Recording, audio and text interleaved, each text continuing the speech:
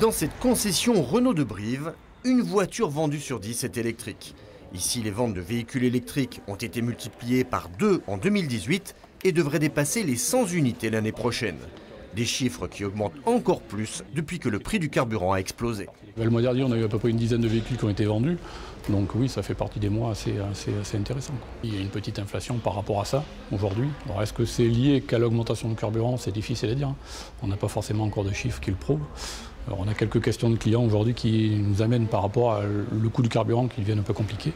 Au niveau national, l'impact de la hausse du coût des carburants sur les ventes de véhicules électriques est indéniable. Leur vente a doublé le mois dernier. Parmi ceux qui ont déjà sauté le pas, des collectivités, comme par exemple la ville de Brive. Elle possède 10 véhicules électriques, 10% de son parc automobile. Un choix environnemental, mais aussi économique.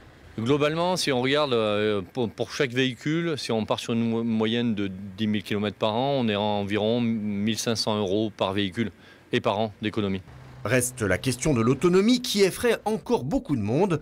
En Corrèze, celle-ci ne sera bientôt plus un problème. À partir de l'année prochaine, le département comptera 15 bornes de recharge supplémentaires, un nombre qui sera doublé en 2020.